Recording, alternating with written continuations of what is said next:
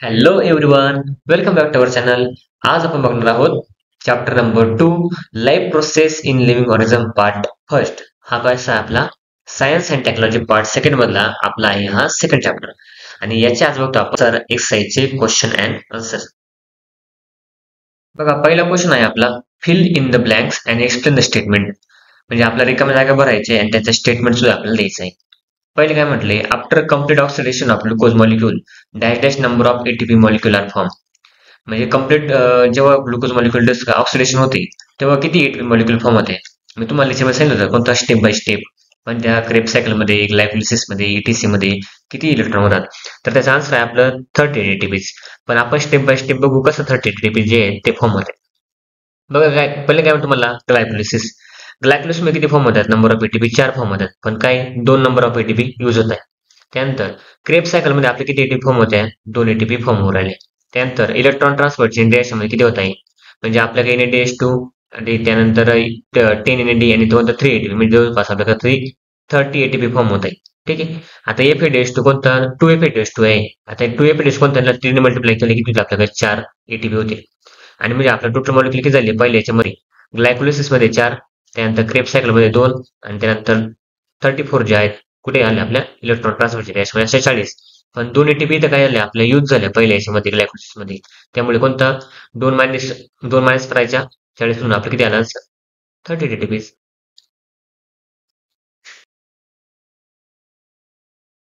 बघा पुढचा क्वेश्चन काय आहे, at the end of glycolysis dash dash molecule are obtain. जेव्हा ग्लायकोलिसिस पूर्ण संपतं तेव्हा काय फॉर्म होतं आपल्याला, पायरुवेट ऍसिड तुम्हाला म्हटलेलं आहे. ठीक आहे. आता एक्सप्लेनेशन काय मग याचं बघा, the process of glycolysis takes place in the cytoplasm. हे तुम्हाला सर्वांना मी सांगितलंय किती, ग्लायकोलिसिस कुठे होतं, सायटोप्लाझम मध्ये होतं of the cell. One molecule of glucose is gradually oxidise step by step forming 2 molecules of each pyruvic acid ATP in H2 and water. Of this pyruvate of the pyruvic acid further take part in the further reaction. आता हे जे आहे ATP आहे, प्रथिने H2 आहे, pyruvic acid form होते. आता हे सगळं फॉर्म झालं त्यानंतर कोणतं फर्दर ऑक्सिडेशन साठी फर्दर रेस्ट कोणतं पायरुविक ऍसिड आपण वापरतोय. म्हणून काय फायनल प्रोडक्ट आपलं पायरुविक ऍसिड आहे. तिसरा नंबर क्वेश्चन आहे, सी मध्ये पाहिलं याच्यामध्ये, genetic recombination occurs in dash dash phase of prophase of meiosis. Genetic recombination म्हटलं, रिकॉम्बिनेशन म्हणजे काय करणं, एकत्र येणं. कशामध्ये होतं, पॅचिटिन मध्ये होतं, तुम्हाला सर्वांना माहिती आहे. एक्सप्लेनेशन काय मग बघा, in prophase of meiosis first there are total 5 stage. कोणकोणत्या, leptotene, pachytene, diplotene, zygotene and diakinesis, या कोणत्या 5 स्टेप आहेत. मी काय म्हटलंय, of this pachytene the process of crossing over takes place. आता क्रॉसिंग ओव्हर म्हणजे काय होतं हे मी तुम्हाला एक्सप्लेन केलेलं आहे. Between homologous chromosome. होमोलॉगस म्हणजे काय रे, सारख्या क्रोमोझोम मध्ये काय होतं, क्रॉसिंग ओव्हर होतं. म्हणजे जेनेटिक मटेरियल जे आहेत ना, इकडून तिकडे काय होतं, ट्रान्सफर होतं. त्यालाच काय होतं आपण क्रॉसिंग ओव्हर. आणि ते कोणत्या स्टेज मध्ये होतं, आपलं पॅचिटिन फेज मध्ये. ठीक आहे. त्यानंतर नेक्स्ट क्वेश्चन आपला डी नंबरचा, all chromosome are arrange parallel to equatorial plane of cell in डायडॅश मायटोसिस. मला सांगा, आपण प्रोफेज, मेटाफेज, अॅनाफेज, टेलोफेज बघितल्या, अशा कोणत्या फेज मध्ये पूर्णपणे ते इक्वेशनल डिव्हिजन. त्याचं एक नाव पण तुम्हाला सांगितलं कोणतं, प्रोफेज, मेटाफेज. मेटा म्हणजे काय, मिडल, मग आपला आन्सर काय, मेटाफेज. मिडल लक्षात ठेवायचं, मी सांगितलं तसं कोणतं, मेटा म्हणजे मिडल. मग याचं एक्सप्लेनेशन काय, in mitosis the metaphase is a stage when the dividing chromosome lie on the equatorial plane. Equatorial म्हणजे काय रे, एक पूर्णपणे मध्यभागी येतात. ठीक आहे. They are later pulled by the spindle fibre to the opposite pole आहे. हा त्यानंतर काय करतात, अपोजिट डायरेक्शन खेचला जातात. मग काय होते, they are later pulled by the spindle fibre to the opposite pole. हे त्याचा आन्सर आहे. ई नंबरचा क्वेश्चन आपला, for formation of plasma membrane dash dash molecular necessary. Plasma membrane बनवण्यासाठी किंवा त्याचं फॉर्मेशन करण्यासाठी कोणतं मॉलिक्युल गरजेचं आहे, त्याचा आन्सर आहे कोणतं, फॉस्फोलिपिड. एक्सप्लेनेशन बघू मग आपण. Upon the digestion of fats, fatty acid and glycerol are formed. जेव्हा डायजेशन होतं ना, कोणतं फॅट्स होतं, फॅटी ऍसिड आणि ग्लिसरॉल कोणतं तयार होतं. The fatty acid can be converted to the phospholipid. आता जे फॅटी ऍसिड कशामध्ये कन्वर्ट होतं, फॉस्फोलिपिड मध्ये. Which are the essential molecules for the development of plasma membrane, असं तुम्हाला सांगितलेलं आहे. पण जेव्हा डायजेशन होतं ना, फॅट्स बनतात, फॅटी ऍसिड आणि कोणतं ग्लिसरॉल फॉर्म होतं. आता त्यानंतर फॅटी ऍसिड जे आहेत ना, कशामध्ये कन्वर्ट होतं, फॉस्फोलिपिड मध्ये. आणि फॉस्फोलिपिड कोणतं लेअर बनवतो, प्लाझ्मा मेम्ब्रेनचा. त्याचा आन्सर आहे.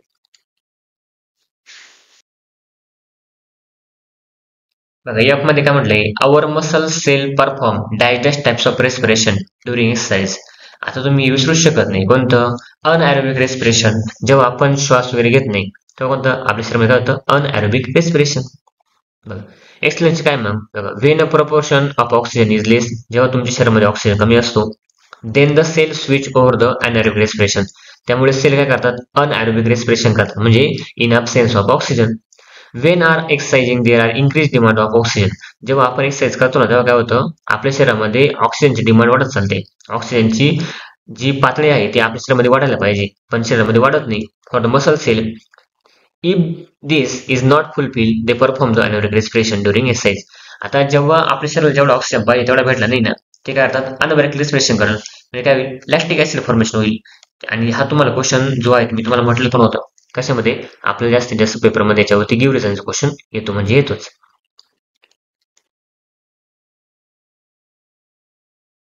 बघा दुसरा क्वेश्चन काय आहे, राईट डेफिनेशन्स. पहिलं आहे न्यूट्रिशन म्हणजे काय. डेफिनेशन काय त्याची, the process of taking nutrients. Nutrients घ्यायचे कोणतं आपल्या बॉडीमध्ये आणि त्यांना वापर करायचा आणि utilise them by an organism. म्हणजे न्यूट्रिएंट काय करतो आपण घेतोय आणि कोणतं आपली बॉडी काय करते, वापर करते, त्याला काय म्हणतो आपण, न्यूट्रिशन असं म्हणतोय. आता दुसरं आहे न्यूट्रिएंट्स म्हणजे काय. काय म्हणा sir, the substances like carbohydrates, proteins, lipids, vitamins, minerals etcetera which are components of the food are called as nutrients. म्हणजे आपण जे कर्बोदके आहे, प्रथिने आहे, त्यानंतर लिपिड आहे, त्यानंतर विटॅमिन्स म्हणून म्हटलंय आपलं, प्रथिने वगैरे आहे, ठीक आहे. आता ही जी असेल त्याला काय म्हणतो आपण, मिनरल्स एक्सेट्रा, ते काही कॉम्पोनंट आहे कशाचे, न्यूट्रिएंटचे, ठीक आहे.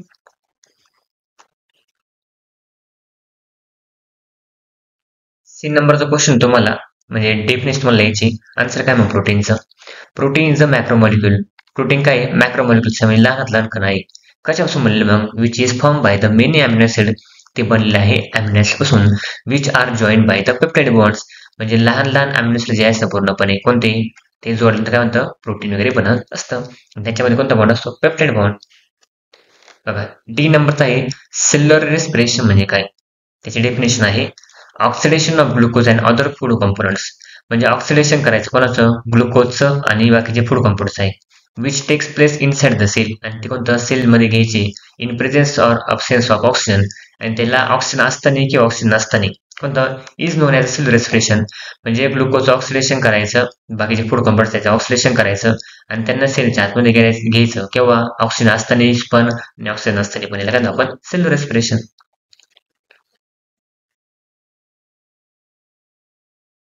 ही आहे आपलं ॲरोबिक रेस्पिरेशन. कोणतं, जेव्हा ऑक्सिजन प्रेस मध्ये होते. आपला आन्सर काय मग, cellular respiration taking place in presence of oxygen is known as aerobic respiration.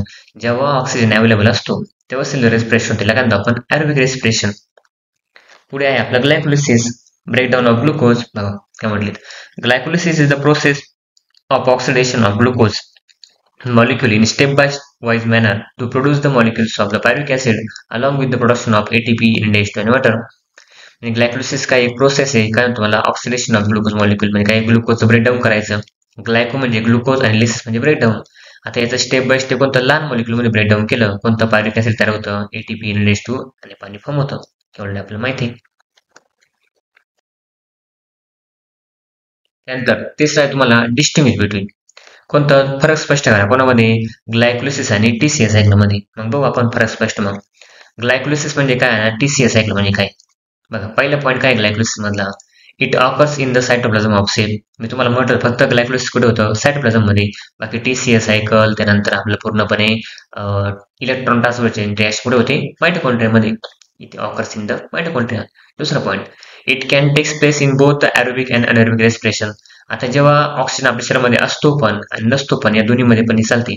पण हे काय म्हटलं, it takes place only during the aerobic respiration. आणि जेव्हा आपल्या शरीरामध्ये फक्त ऑक्सिजन असतो ना तेव्हाच ही सायकल चालते, कोणती, टीसीएस सायकल. बघा इथे काय म्हणतं, तिसरा point, C O two is not produce during glycolysis. आता C O two is produce in the TCS cycle. आता ग्लायकोलिसिस मध्ये CO2 तयार होत नाही, त्याच्यामध्ये काय होतं, CO2 तयार होतो टीसीएस सायकल मध्ये. चौथा पॉईंट काय, two molecules ATP are use up in the glycolysis. ATP molecule are not use in the TCS cycle. यामध्ये एटीपी मॉलिक्युलचा उपयोग होतोय, त्यानंतर याच्यामध्ये काही एटीपी मॉलिक्युलचा वापर होत नाही.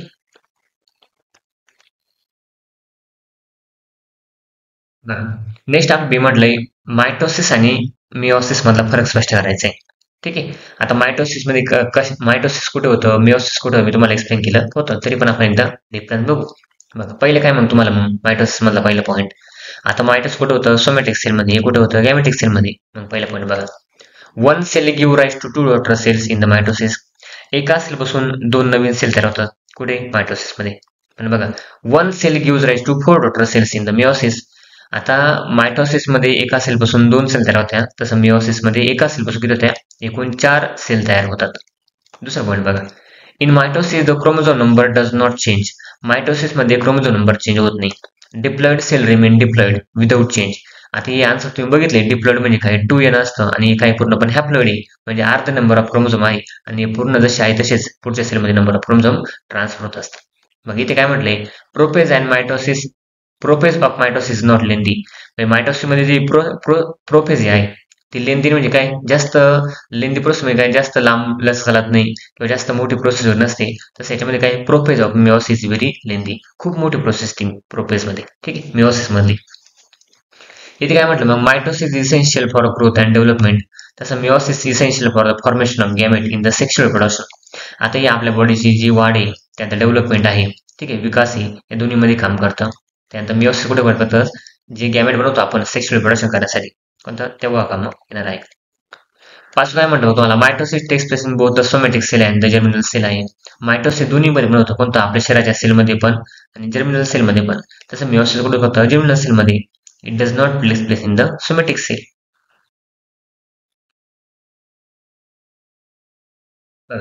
तिसरा आहे डिफरन्स तुम्हाला विचारलंय, ॲरोबिक आणि अनॲरोबिक रेस्पिरेशन. ॲरोबिक रेस्पिरेशन म्हणजे काय आणि अनॲरोबिक रेस्पिरेशन म्हणजे काय. आता बघा, आपण ऑलरेडी डिफरन्स त्यांचा बघितलाय बऱ्याच वेळा. आता बघू मग पहिला पॉईंट कोणता, ॲरोबिक रेस्पिरेशन म्हणजे काय. पहिले काय मग तुम्हाला, oxygen is required for the aerobic respiration. ऑक्सिजनची गरज असते केव्हा, ॲरोबिक रेस्पिरेशनच्या वेळी. तसं या वेळेस काय गरज नसते, oxygen is not required for the anaerobic respiration. दुसरा पॉईंट बघ काय, at the end of aerobic respiration CO2 and H2 is form. जेव्हा ॲरोबिक रेस्पिरेशन पूर्ण होतं तेव्हा होतं CO2 मॉलिक्युल म्हणजे कार्बन डायऑक्साईड आणि H2 मॉलिक्युल म्हणजे काय, पाणी तयार होतं. तसेच बघ काय म्हणतो मला, at the end of anaerobic respiration CO2 and C2H5OH are form. आता इथं C2H5 होईल, इथं करेक्शन करून घ्या, C2H5OH. इथं 5 जो आहे ना, 5 बेसला आहे, C2H5H असं येते. ठीक आहे. त्यानंतर काय म्हटलंय, इट ऑकर्स वाया 3 स्टेप. आता ॲरोबिक रेस्पिरेशन मध्ये 3 स्टेप मध्ये होतं, कोणतं, ग्लायकोलिसिस, TCA सायकल आणि इलेक्ट्रॉन ट्रान्सफर रिएक्शन. तसं anaerobic respiration मध्ये होतं, it occurs only name the glycolysis and the fermentation. ठीक आहे, या 2 स्टेप मध्ये होतं. त्यानंतर पाचवा पॉईंट आहे, energy is produce in large amount. आता एनर्जी खूप जास्त तयार होते कारण ऑक्सिजन असल्यामुळे.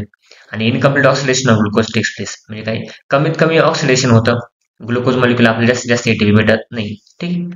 जसं याच्याकडे कोणतं, आपल्याला 30 एटीपी भेटतात, याच्याकडे कमी एटीपी भेटतात, जवळपास आपल्याला 18च्या आसपास आपले एटीपी भेटत असतात. पुढचा प्रश्न बघा आपला कोणता, गिव्ह सायंटिफिक रिझन म्हणजे शास्त्रीय कारणे वगैरे लिहा. त्यामध्ये पहिला आहे आपला, oxygen is necessary for complete oxidation of glucose. Oxygen गरजेचं आहे ग्लुकोजचं पूर्णपणे ऑक्सिडेशन करण्यासाठी, म्हणजे ग्लुकोजचं ब्रेकडाऊन करण्यासाठी, त्याला लहान लहान भागामध्ये डिवाइड करण्यासाठी. तर आपला आन्सर आहे, Wien glucose is completely oxidise in aerobic cellular respiration it produce the 38 molecules of ATP. हे आपल्याला माहिती आहे की ग्लुकोजचं जर कम्प्लीट ऑक्सिडेशन झालं तर आपल्याला 38 एटीपी भेटणार आहे. ठीक आहे. In cellular respiration 3 process takes place, कोणतं, वन आफ्टर द अदर. आता सेल्युलर रेस्पिरेशन मध्ये कोणता, 3 प्रोसेस होता, कोणकोणत्या, ग्लायकोलिसिस आहे, क्रेब्स सायकल आणि कोणतं, इलेक्ट्रॉन ट्रान्सफरचे रिएक्शन. काय म्हटलं मग, in absence of oxygen only glycolysis can occur but further two reaction will not takes place. आणि जेव्हा पूर्णपणे ऑक्सिजन नसतो, 2 रिएक्शन होत नाही, कोणत्या, फक्त ग्लायकोलिसिस होतं असं म्हटलंय. If glycolysis occur in absence of oxygen, जेव्हा ग्लायकोलिसिस होते ऑक्सिजन नसताना, काय म्हटलंय, इट प्रोड्यूस अल्कोहोल, तेव्हा काय होतं, अल्कोहोल तयार होतं. By anaerobic glycolysis only 2 molecules of ATP are produce. आता जेव्हा अनॲरोबिक रेस्पिरेशन होईल ना, जेव्हा ऑक्सिजन नसणारे, फक्त 2 मॉलिक्युल जे आहेत एटीपीचे फॉर्म होत आहे. आता दिस रिझल्ट लेस एनर्जी सप्लाय, त्यामुळे काय होतं, आपल्याला कमीत कमी एनर्जी भेटते. ठीक आहे. Therefore oxygen necessary for complete oxidation of glucose. म्हणजे ओव्हरऑल काय, जेव्हा आपल्या शरीरामध्ये ऑक्सिजन असतो ना, तेव्हा आपल्याला 38 एटीपी भेटणार आहे, आणि जेव्हा ऑक्सिजन नसतो तेव्हा फक्त ग्लायकोलिसिस चालते, आणि तेव्हा आपल्याला काय भेटणार आहे, 2 एटीपी भेटणार आहे. त्यामुळे कोणतं, ऑक्सिजन गरजेचं आहे कशासाठी, पूर्णपणे ग्लुकोजचं ऑक्सिडेशन करण्यासाठी.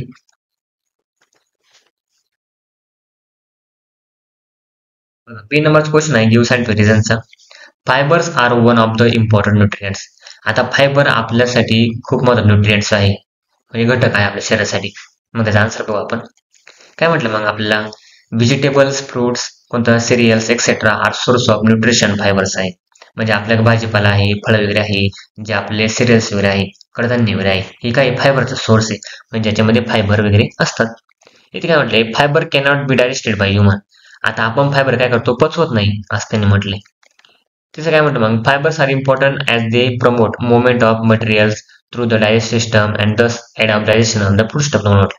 म्हणजे फायबर आपण जरी पचवत नसलं तरी कोणतं फायबर काय प्रमोट करतं, आपला प्रेरणा कशासाठी, मटेरियल कशासाठी, डायजेस्ट सिस्टम मध्ये जे आपलं डायजेशन आहे, फूड स्टफ आहे, ते पूर्णपणे पाचण्यासाठी. ठीक आहे.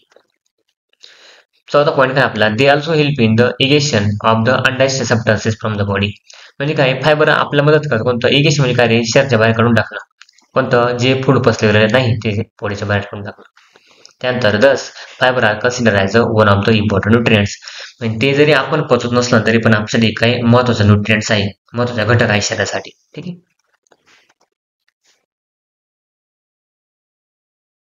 सी नंबरचा क्वेश्चन आपला काय म्हटलंय, cell division is a one of the important properties of the cell and the organism पण म्हटले.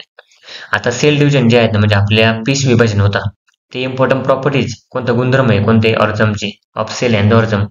बघू त्याचा आन्सर. काय म्हटलं मग, cell division is very essential for the living organism. Cell division जे आहेत म्हणजे पेशी विभाजन जे आहेत आपल्या शरीरासाठी किंवा लिव्हिंग ऑर्गॅनिझमसाठी खूप महत्वाचं आहे. का म्हटलंय, the growth and development is possible only the due to cell division. म्हणजे आपल्या शरीराची वाढ होणे, त्याचा विकास होणे कशावरती अवलंबून पडतं, सेल डिव्हिजनवरती. बघा, the immaculated body can be restored only through the cell division which add new cell. म्हणजे आपल्या बॉडीला काही जर जखमा वगैरे झाल्या, काही जे प्रॉब्लेम वगैरे आले, कोणतं सेल डिव्हिजन होऊन ती बॉडी परत जशी आहे तशीच आपण काय करणारे रिपेअर करू शकतो. ठीक आहे. Offspring is produce only through the cell division. आता जे ऑफस्प्रिंग काही लहान बाळाचे राहत, लहान बाळामध्ये सेल डिव्हिजन होते, आणि सेल डिव्हिजन झाली कोणतं, लहान बाळामध्ये कोणत्या शरीराची वाढ वगैरे होत चालते. बघा, in asexual reproduction mitosis helps to give rise to new generation. आता जेव्हा असेक्शुअल रिप्रोडक्शन होतं ना, कोणतं, जे प्राणी सेक्शुअल रिप्रोडक्शन करत नाही त्यांच्यामध्ये असेक्शुअल रिप्रोडक्शन थ्रू म्हणजे मायटोसिस थ्रू काय होतं, नवीन प्राण्याचा नवीन ऑर्गॅनिझम काय होतो, जन्म होत असतो. बघा, in sexual reproduction meiosis helps to the haploid gametes. आता जेव्हा सेक्शुअल रिप्रोडक्शन होतं ना, कोणतं, पालकांचे कॅरेक्टर मुलामध्ये जातात, तेव्हा काय होतं, सेक्शुअल रिप्रोडक्शन मध्ये मिओसिस होतं आणि मिओसिस मधून कोणाला हॅप्लोइड गॅमेट जे आहेत ते तयार केले जातात. ऑल सच फंक्शन कोणतं, show that the cell division is of the one of the important properties of the cell and organism. आता ही सेलचे पण महत्वाचे आहे आणि ऑर्गॅनिझम सुद्धा काही महत्वाचे आहे. आणि हे जर झालं नसतं कोणतं, आपल्या शरीरामध्ये वाढ जे आहे, परत रिप्रोडक्शन वगैरे आहे, या प्रॉपर्टी आपल्या घडल्या नसत्या.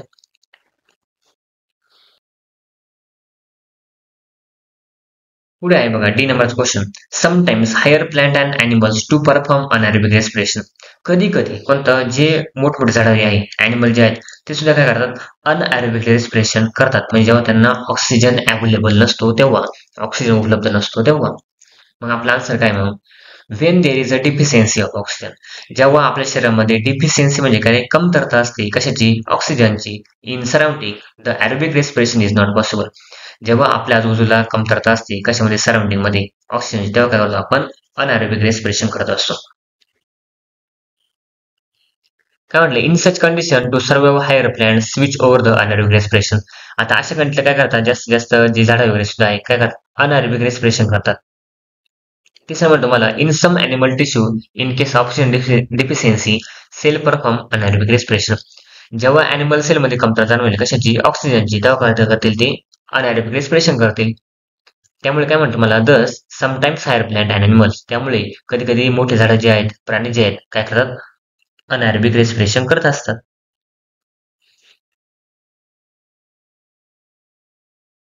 बघा, आपल्या ई नंबरचा क्वेश्चन आहे, Kreb cycle is also known as citric acid cycle.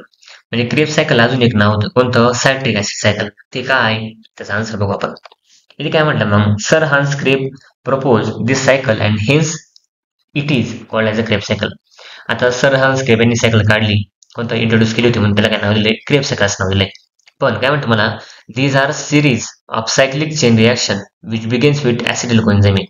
आता ही सिरीज आहे कशापासून सुरू होते, सायक्लिक रिॲक्शन जे आहे कोणत्यापासून सुरू होते, ऍसिडिल कोएन्झाइम पासून सुरू होते. Molecules which act with the molecules of oxaloacetic acid the reaction कोणता catalyse with the help of specific enzyme. आता ही रिॲक्शन कशी होते, कॅटलाइज होते म्हणजे काय स्रोत होते कशापासून, स्पेसिफिक एन्झाईम पासून. कोणतं, त्याला काय म्हणतो आपण, the first molecule form in this reaction is called as citric acid. आता या सगळ्या रिॲक्शन मध्ये पहिला मॉलिक्युल कोणता फॉर्म होतो, सायट्रिक ऍसिड. म्हणून याला काय म्हटलं आपण, क्रेब सायकलला आपण सायट्रिक ऍसिड सायकल असं म्हटलेलं आहे. पाचवे बघा क्वेश्चन काय म्हटलंय, आन्सर इन डिटेल्स. त्यामध्ये पहिले विषय मला विचारले, explain the glycolysis in detail. Glycolysis पूर्णपणे एक्सप्लेन करा असं मला म्हटलंय. बघू मग आपण त्यांचा आन्सर आहे काय म्हटलंय, the oxidation of glucose for releasing energy is called as a glycolysis. आता ऑक्सिडेशन करायचं कशाचं, ग्लुकोजचं, म्हणजे ग्लुकोज मॉलिक्युलला लहान लहान तुकड्यामध्ये रूपांतर करायचं, याला काय म्हणतो आपण, glycolysis, which is takes place in the cytoplasm of the cell. आणि ते कुठे घडतं, आपल्या सेलच्या सायटोप्लाझम मध्ये. 2 नंबरचा भाग point, the process of glycolysis can occurs in presence of oxygen or without oxygen.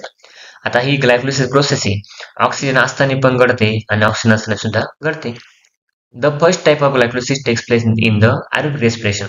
आता काय म्हणतो मला, first type of glycolysis takes place in the aerobic respiration. आता पहिल्यांदा ग्लायकोलिसिस कुठे घडतं, ॲरोबिक रेस्पिरेशन मध्ये. And the second types aerobic respiration.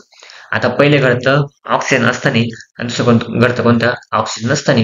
त्याला काय म्हणतो आपण, ऑक्सिजन असताना जर घडलं ॲरोबिक रेस्पिरेशन आणि नसताना घडलं अनॲरोबिक रेस्पिरेशन. तेच आपला आन्सर कंटिन्यू आहे अजून, कोणतं, ॲरोबिक रेस्पिरेशन ग्लायकोलिसिस.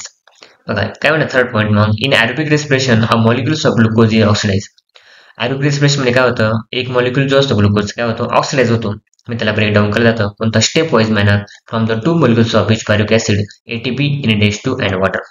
आणि जेव्हा तो पूर्णपणे ऑक्सिडाइज होईल काय होतं, पायरुक ऍसिड, एटीपी आणि आपल्याला NH2 मॉलिक्युल भेटत असतात. चौथा पॉईंट काय मग आपला, पायरुक ऍसिड फॉर्म ड्युरिंग दिस प्रोसेस. काय होतं, पायरुक ऍसिड तयार होत असतं. ठीक आहे, इट्स कन्वर्टेड टू द ऍसिटिल कोएन्झाइम. आता पायरुक ऍसिड तयार झालं, कोणतं, पायरुक ऍसिड कशामध्ये कन्वर्ट होतं, ऍसिटिल कोएन्झाइम ए मध्ये. आणि with the release of 2 molecules of NH2 and CO2.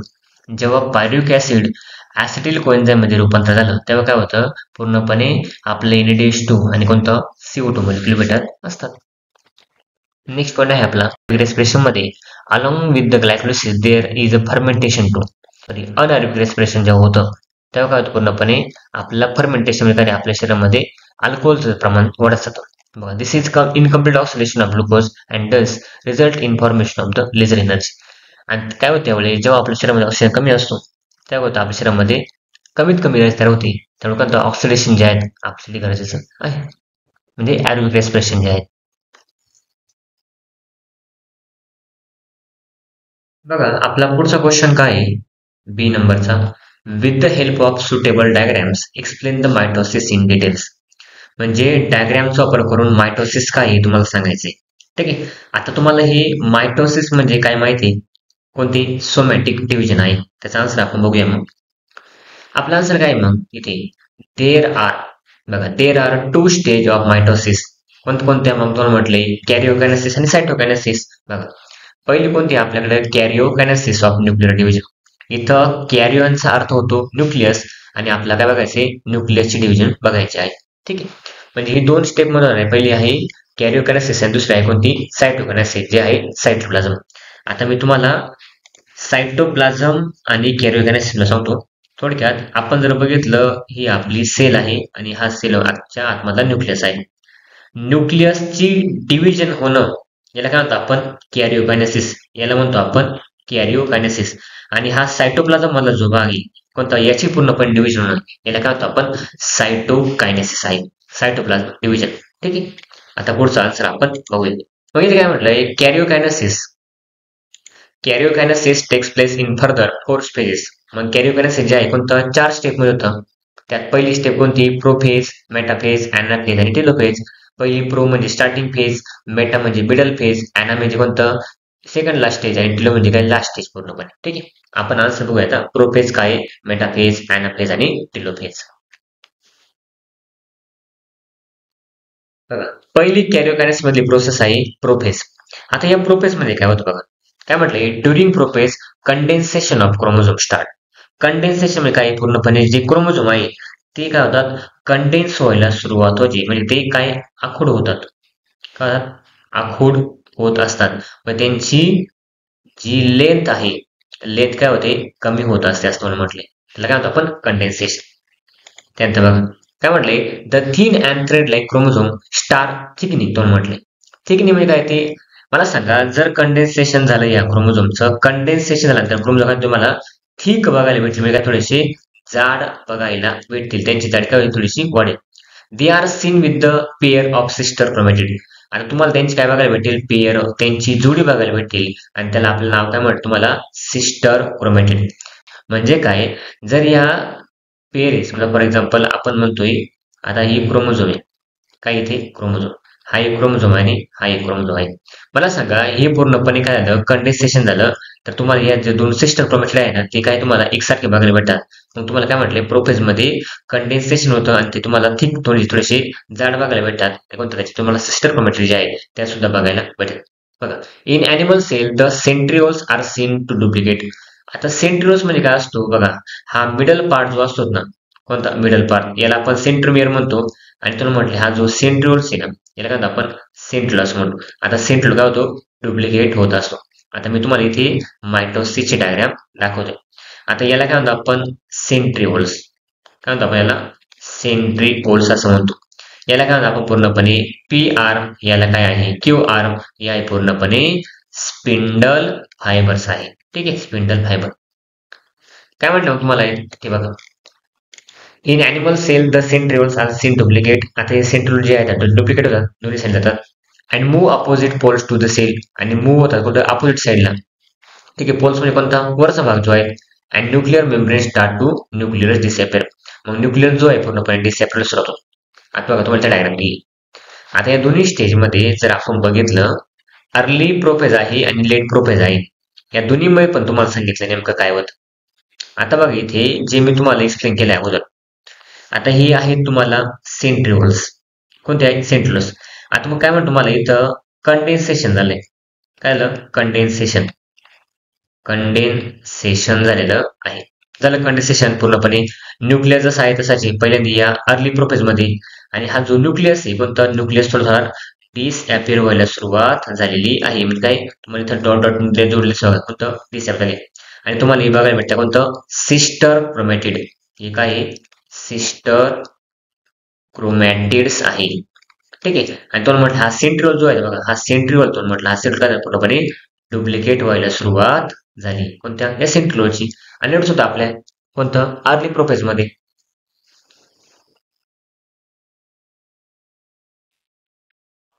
Second आहे आपली मेटाफेज. काय होतं मेटाफेज मध्ये, क्रोमोझोम कम्प्लीट देअर कंडेन्सेशन.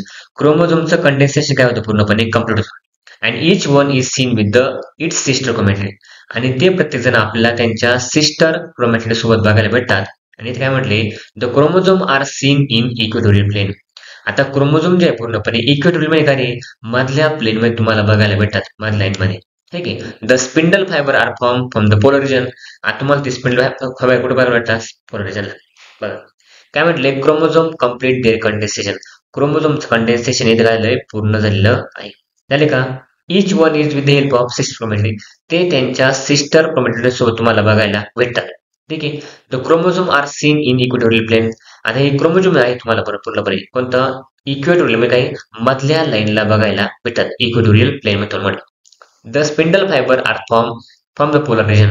आता हे काय आहे, स्पिंडल फायबर आहे. पोलर रिजन तुम्हाला स्पिंडल फायबर बघायला भेटतात. बघा, equatorial plane of the cell, spindle fibre are from the polar region where centrioles are present and they attract themselves to the centromere of each chromosome.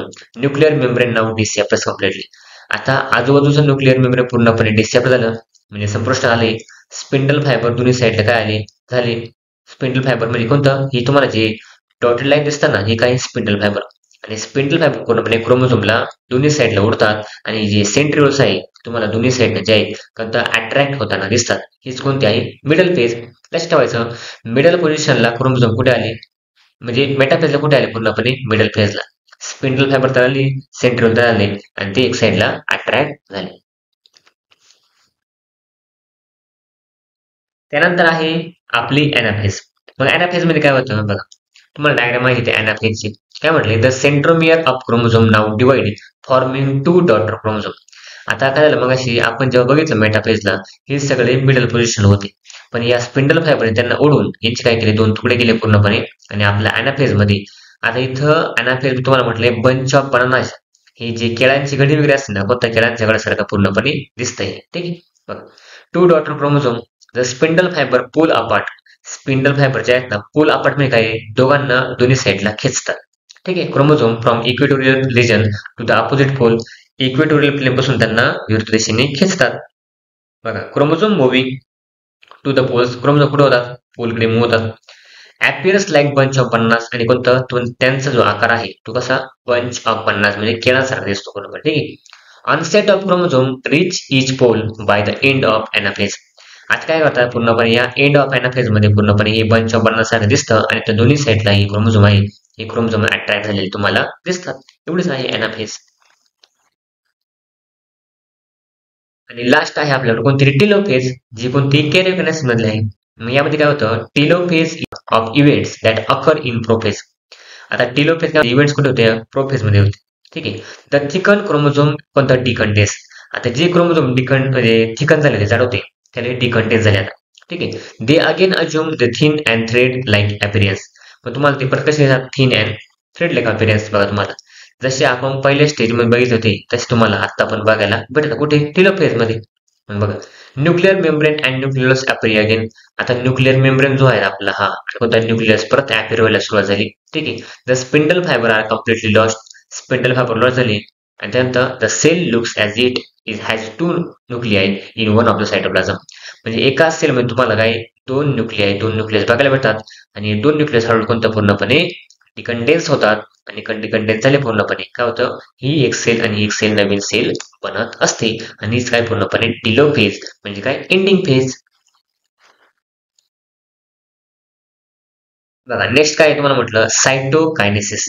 आता cytokinesis म्हणजे काय, बघा, सायटोप्लाझमिक division. मग मी तुम्हाला काय म्हटलंय, in animal cell a notch develop in the middle of the sale.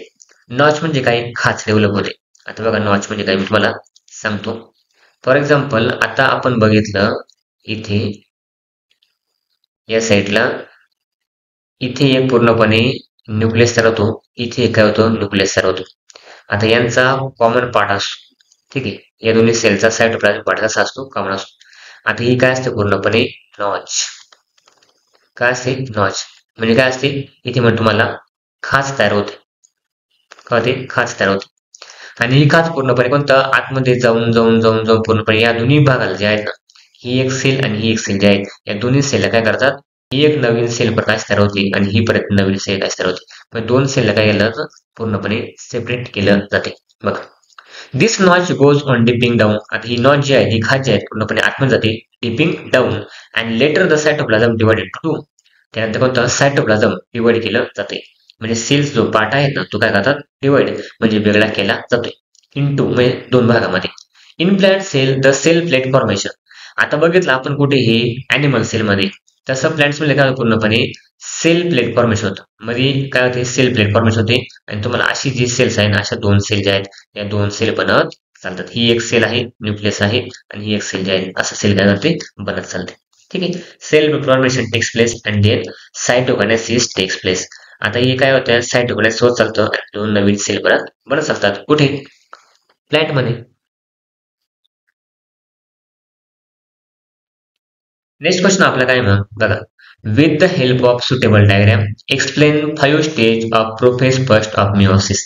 आता डायग्रामचा वापर करून पूर्णपणे तुम्हाला मिओसिस सांगायचं.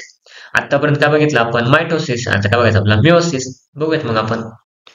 आता इथे काय म्हणतो तुम्हाला आन्सर मध्ये, इथे बघा, प्रोफेज फर्स्ट तुम्हाला याच्यामध्ये दोन आहे, कोणकोणत्या, मिओसिस फर्स्ट आणि मिओसिस सेकंड आहे. ठीक आहे, तर तुम्हाला इथं मिओसिस विचारले प्रोफेज फर्स्ट मधलं, तर ते आपलं 5 स्टेज लिहायचे. आन्सर बघा, प्रोफेज फर्स्ट.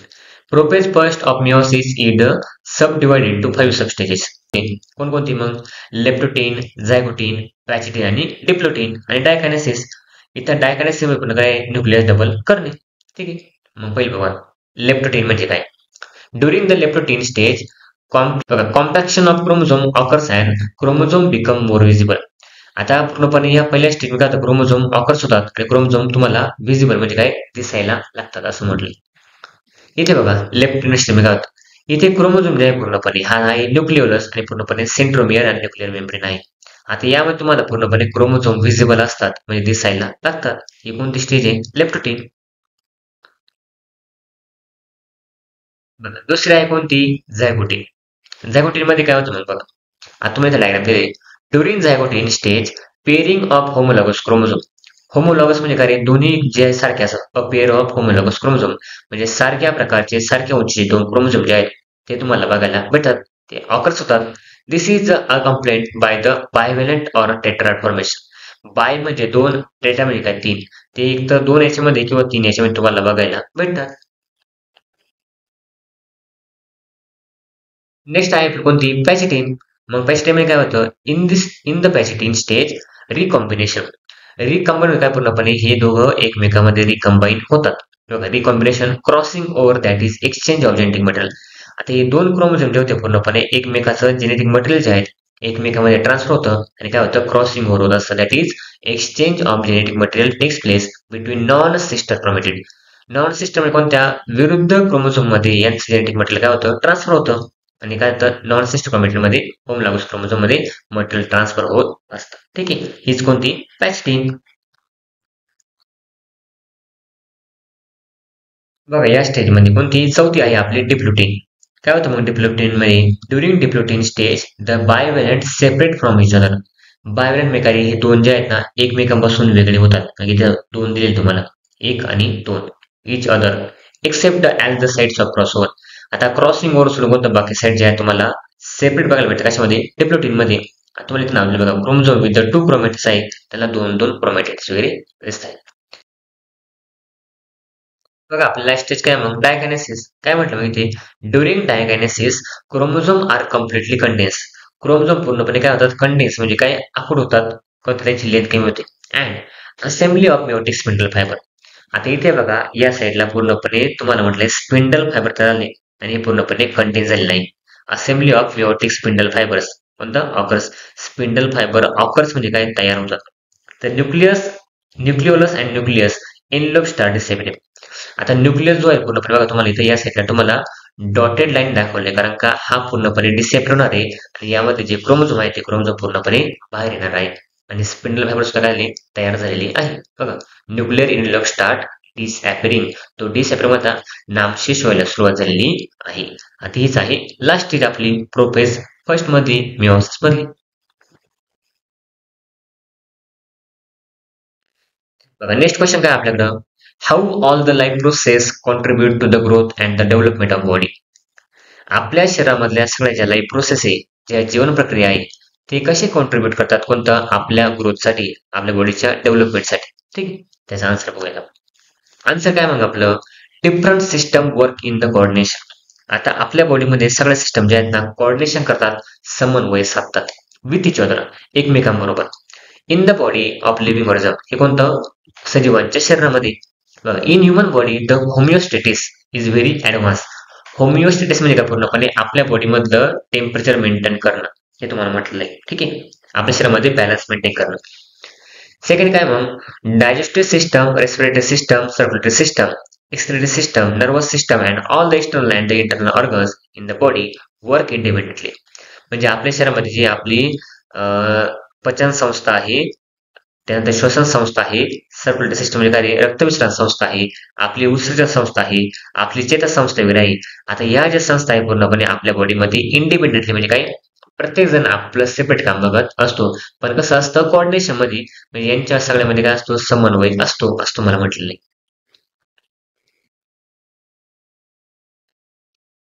त्याचा आन्सर पुढे आपलं continue.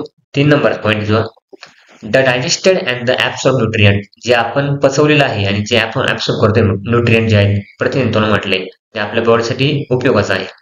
Of the food are transferred to the various cell. आता जे आपण पूर्णपणे ऍब्सॉर्ब केले, शोषून घेतले, ते पूर्णपणे आपल्या सेल सेलकडे ट्रान्सफर जातं. कोणाच्या मदतीने, with the help of circulatory system. Circulatory सिस्टमच्या मदतीने ते ट्रान्सफर केलं जातं. Due to pumping of the heart, कशामुळे आपण रक्त काय करतोय, पूर्णपणे पंप करतोय, ते अतिशय मोटर सुरू असेल पूर्णपणे आपल्या हृदयामध्ये. काय म्हटलं मग इथं, simultaneously the oxygen absorb in the blood by lungs. Oxygen काय करतो पूर्णपणे आपल्या ब्लड मध्ये ऍब्सॉर्ब केला, काय शोषून घेतला जातोय. It also transported to the each cell by the RBC. आता तुम्हाला हे आरबीसीच म्हटलंय, हा एस जो आहे तो स्मॉल ए, म्हणजे आरबीसी द्वारे पूर्णपणे आपल्या शरीरामध्ये ते ट्रान्सपोर्ट केलं जाते. नेक्स्ट पॉईंट काय मग आपला चौथा, mitochondria is mitochondria in every cell bring about oxidation. आता मायटोकॉन्ड्रिया काय करतो, ऑक्सिडेशन करतो आणि काय म्हणतो मला of nutrients and produce energy required for the all this function. मग मायटोकॉन्ड्रिया म्हणजे पूर्णपणे ऑक्सिडेशन होऊन जी एनर्जी साठवली असते, जी ऊर्जा साठवली असते, त्यामुळे आपल्या बॉडीचं पूर्णपणे काम चालते, फंक्शनिंग चालते. नेक्स्ट 5 नंबर काय म्हटलंय, the control is exercise by the nervous system.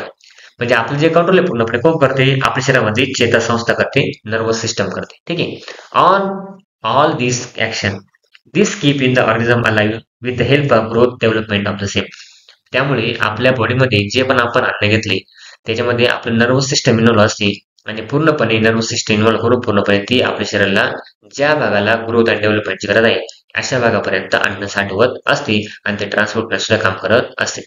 म्हणजे नर्वस काय करते, कंट्रोल करते प्रत्येकाला कोणत्या भागाला कशाची गरज वेगळी आहे आणि त्यानुसार आपल्या बॉडीकडे सुटेबल फॉर्म मध्ये फूड पोहोचत असतं.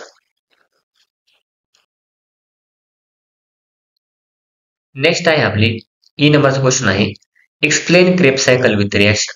आता क्रेब सायकल जे आहे ते रिॲक्शन करून आपल्याला एक्सप्लेन करायची. ठीक आहे, म्हणजे ग्लायकोलिसिस ते आपलं आन्सर काय आपलं मग, Krebs cycle or tricarboxylic acid cycle is the second step of aerobic respiration. ही दुसरी स्टेप आहे कशामधली, ऍरोबिक रेस्पिरेशन मधली. मग आपलं असं काय, इट ऑकर्स इन मायटोकॉन्ड्रिया, कुठे घडते मग ती मायटोकॉन्ड्रिया मध्ये. आता ही आहे पूर्णपणे मायटोकॉन्ड्रियाची डायग्राम. आपण काय बघित होतो ऑलरेडी, हे जे पायरुक ऍसिड असतं कुठे तयार होतं आपल्यामध्ये, ग्लुकोजच्या म्हणजे सायटोप्लाझम मध्ये तयार होतं. ग्लुकोज पासून पायरुक ऍसिड तयार होतं आणि पायरुक ऍसिड मध्ये कोणतं ऍसिटिल कोएन्झाइम जे आहेत ना ते मायटोकॉन्ड्रिया मध्ये एंटर होतं आणि सायकल रन होते. ठीक आहे, मग आपण पुढे बघूया रिॲक्शन. आता बघा ही रिॲक्शन काय आहे, तिसरा पॉईंट आहे आपला. काय म्हटले इथे, टू मॉलिक्युल्स ऑफ ऍसिटिल कोएन्झाइम ए, दोन मॉलिक्युल जे आहेत कशाचे, ऍसिटिल कोएन्झाइम ए चे, प्रोड्यूस फ्रॉम द पायरुक ऍसिड. त्यांनी काय पूर्णपणे पायरुक ऍसिड पासून आपल्याला जे बनलेले आहे ते कुठे एंटर होतात, मायटोकॉन्ड्रिया मध्ये एंटर होत असतात. त्यानंतर चौथा पॉईंट आपल्याकडे, the acetyl group of this molecule is completely oxidise. जो ऍसिटिल ग्रुप जो आहे म्हणजे ऍसिटिल कोएन्झाइम ए जो आहे पूर्णपणे काय होतो, कम्प्लिटली ऑक्सिडाइज होतो. म्हणजे त्याचं काय होतं, ब्रेकडाऊन होतो. कशामध्ये, सायक्लिक प्रोसेस आहे.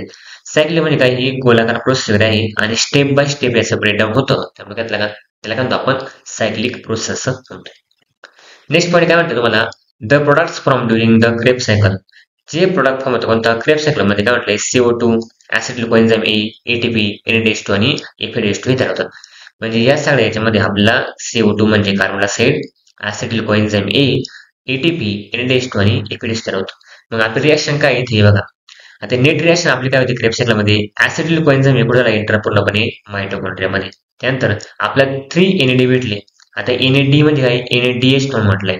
त्यानंतर आपले FAD, त्यानंतर आपले GDP कोणतं, त्यानंतर आपलं पायरुक ऍसिड म्हटले म्हणजे इनऑर्गॅनिक फॉस्फेट तुम्हाला म्हटले, प्लस 3H2 आणि या सगळ्या आपलं काय भेटलं पूर्णपणे रिॲक्शन झाली 2CO2 कोएन्झाइम ए.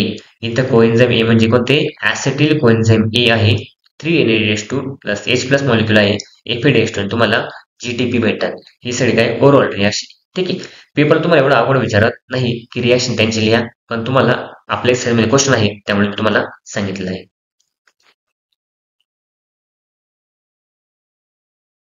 नेक्स्ट क्वेश्चन काय आपला, how energy is from the oxidation. Energy कशी तयार होते ऑक्सिडेशन मुळे, कार्बोहायड्रेट्स, फॅट्स अँड प्रोटीन, कोणत्या फॅट्स अँड प्रोटीन मुळे. Correct the diagram given below. आता मी तुम्हाला म्हटलं पण होतं लेक्चर मध्ये की याच्यामध्ये जे आपण डायग्राम बघतोय ना त्या सगळ्या डायग्राम या ज्या आहेत तुम्हाला रिअरेंज करायला विचारतात. आता तुम्हाला म्हटलं हे पायरुक ऍसिड जे आहे त्यांचं लिपिड आहे, प्रोटीन नाही. आता या डायग्राम तुम्हाला काय दिले, उलटे पाठ दिले. तुम्हाला डायग्राम काय करायचं पूर्णपणे सिक्वेन्सली करेक्ट करायचा आहे. मग आपण त्याचा आन्सर पुढच्या स्लाइड मध्ये बघूया. बघा ही आहे करेक्ट डायग्राम. आता लिपिड पासून बघा पूर्णपणे फॅटी ऍसिड पासून लिपिड बनतं आपल्याला माहिती, अमिनो ऍसिड पासून प्रोटीन बनते आपल्याला माहिती. आता हे दोन्ही पण कुठे होतात एंटर, ऍसिटिल कोएन्झाइम ए मध्ये आणि कार्बोहायड्रेट ग्लायकोलिसिस मध्ये ग्लायकोलिसिस कुठे एंटर पूर्णपणे पायरुव्हिक ऍसिड मध्ये आणि हा पूर्णपणे ऍसिटिल कोएन्झाइम कुठे झाला एंटर मायटोकॉन्ड्रिया मध्ये बघा ऍसिटिल कोएन्झाइम कुठे एंटर झाला मायटोकॉन्ड्रिया